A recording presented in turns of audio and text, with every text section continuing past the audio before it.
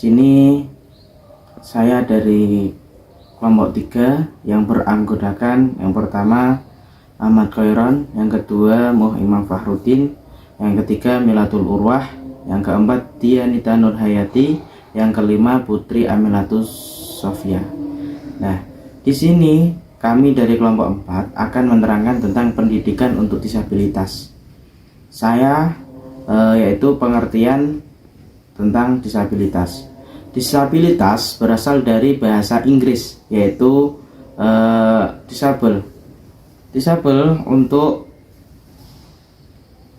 memiliki arti ketidaksamaan atau ketidakmampuan.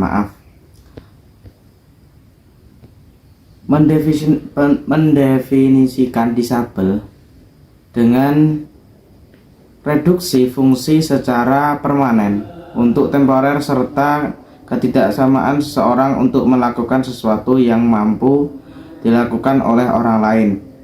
Nah, jadi untuk difabel sendiri itu memiliki arti ketidakmampuan. Jadi keterbatasan itu yang namanya difabel. Nah, disabilitas. Jadi orang itu kan macam-macam. Ada yang sempurna, ada yang dikaruniai atau dikehendaki oleh Allah, ada kekurangan. Nah, orang disabilitas atau difabel itu adalah orang yang mempunyai ketidakmampuan. Nah, contohnya seperti tunarungu, tunawicara, dan lain sebagainya.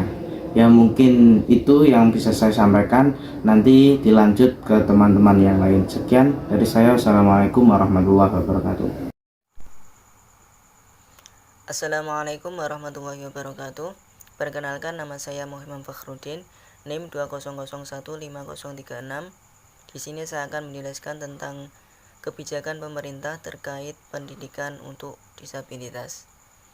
Pelaksanaan dan pemenuhan hak penyandang disabilitas menurut Undang-Undang Nomor 8 Tahun 2016 tentang penyandang disabilitas memiliki asas. Yang pertama, penghormatan terhadap martabat. Yang kedua, otonomi individu. Yang ketiga, tanpa diskriminasi. Yang keempat, partisipasi penuh. Yang kelima, keragaman manusia dan kemanusiaan. Yang keenam, kesamaan kesempatan. Yang ketujuh, kesetaraan. Yang kedelapan, aksesibilitas. Yang kesembilan, kapasitas yang terus berkembang dan identitas anak. Yang ke-10, inklusif. Yang ke-11, perlakuan khusus dan perlindungan lebih. Pelaksanaan dan pemenuhan hak penyandang disabilitas bertujuan yang pertama, mewujudkan penghormatan, pemajuan, perlindungan, dan pemenuhan hak asasi manusia serta kebebasan dasar penyandang disabilitas secara penuh dan setara. Yang kedua, menjamin upaya penghormatan, pemajuan, perlindungan, dan pemenuhan hak sebagai martabat yang melekat pada diri penyandang disabilitas. Yang ketiga, mewujudkan taraf kehidupan penyandang disabilitas yang lebih berkualitas, adil, sejahtera lahir dan batin, mandiri, serta bermartabat. Yang keempat, melindungi penyandang disabilitas dari penelantaran dan eksploitasi, pelecehan, dan segala tindakan diskriminatif, serta pelanggaran hak asasi manusia. Yang kelima, memastikan pelaksanaan upaya penghormatan, pemajuan, perlindungan, dan pemenuhan hak penyandang disabilitas untuk mengembangkan diri, serta mendayagunakan seluruh kemampuan sesuai bakat dan minat yang dimilikinya untuk menikmati, berperan serta berkontribusi secara optimal, aman, leluasa, dan bermartabat dalam segala aspek kehidupan berbangsa, bernegara, dan bermasyarakat. Mungkin cukup itu yang dapat saya sampaikan. Ada kurang lebihnya mohon maaf. Assalamualaikum warahmatullahi wabarakatuh. Assalamualaikum warahmatullahi wabarakatuh. Saya dari kelompok 3. Saya akan menerangkan tentang metode pendidikan anak berkebutuhan khusus. Metode anak berkebutuhan khusus itu ada 4. Yang pertama, komunitas oriented. Yang kedua, task analisis. Yang ketiga direct interaction. Yang keempat props. Yang disebut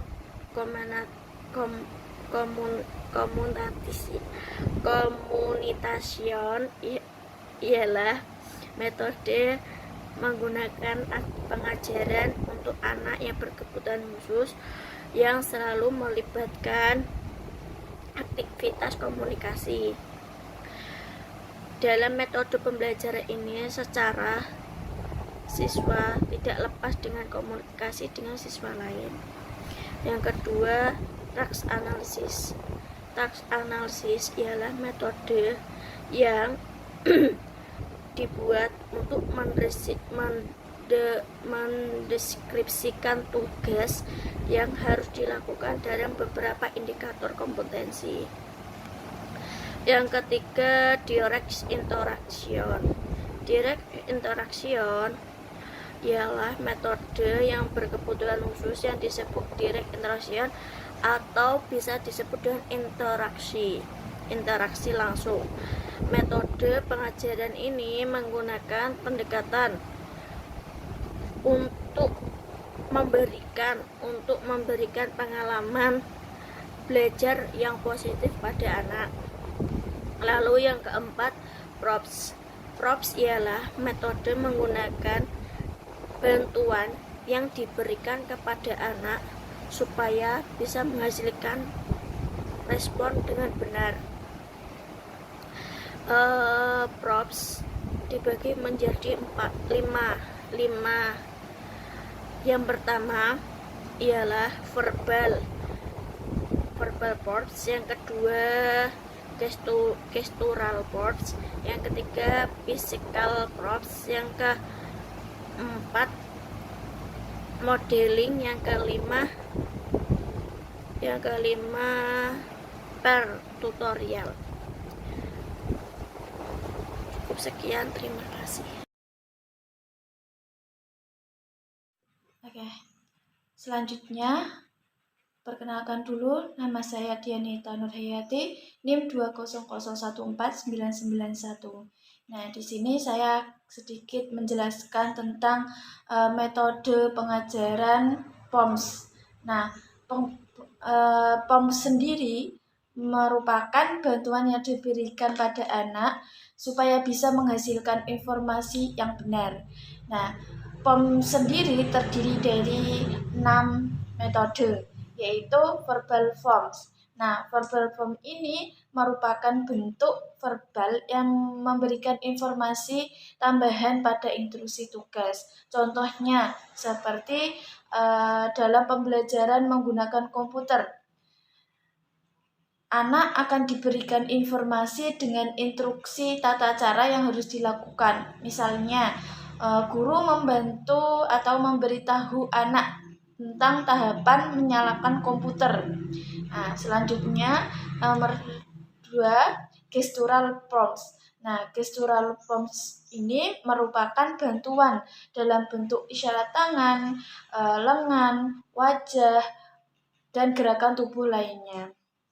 Metode pendidikan ini khusus anak kebutuhan khusus untuk membantu anak yang mengalami tunarungu, tunawicara, dan lain-lain. Selanjutnya physical forms. Nah, physical forms melibatkan kontak fisik dan digunakan jika POMS lainnya belum bisa memberikan informasi. Nah, metode pengajaran ini juga dilakukan untuk mengembangkan fisik anak yang diperlukan untuk melaksanakan tugas yang diberikan. Modeling. Nah, modeling ini dilakukan dengan mendemonstrasikan tugas supaya anak bisa mengetahui bagaimana dan apa yang harus dilakukan. Selanjutnya, peer tutorial. Nah, peer tutorial ini merupakan metode pengajaran yang memasangkan siswa yang mampu dengan temannya yang masih mengalami kesulitan. Dalam metode ini, siswa yang mampu nantinya bisa bertindak sebagai tutor. Nah, selanjutnya terakhir cooperative learning. Cooperative learning dilakukan untuk mengarahkan siswa dengan berbagai derajat kemampuan untuk bekerja sama menyelesaikan tugas. Nah, cooperative learning sendiri ini menjadikan salah satu metode yang paling efektif dan menyenangkan dalam pembelajaran bagi anak berkebutuhan khusus. Nah, metode pengajaran ini mengembangkan lingkungan yang positif dan mendukung sehingga bisa mendorong penghargaan pada diri anak. Dan metode cooperative learning bisa membantu anak untuk bisa menghargai pendapat orang lain dan menerima perbedaan individu. Cukup sekian dari saya. Apabila ada kesalahan, saya mohon maaf. Oke, selanjutnya ada media belajar anak berkebutuhan khusus sesuai kriteria. Yang pertama ada media belajar anak tunagrahita atau lamban belajar. Nah, media yang belajar yang cocok untuk anak tunagrahita antara lain yaitu geometri 3 dimensi, terus ada gradasi balok, silinder, menara gelang, puzzle bola, puzzle konstruksi, puzzle binatang, terus multi indera, ada lagi konsentrasi mekanik, kontak bilangan, pias huruf, pias kalimat, alfabet, fiberbox, papan keseimbangan, abasu, dan papan bilangan. Terus yang kedua ada media belajar anak dengan gangguan penglihatan. Nah, media pembelajaran bagi anak dengan gangguan penglihatan itu dibagi menjadi 2 sesuai dengan kondisi anak, yaitu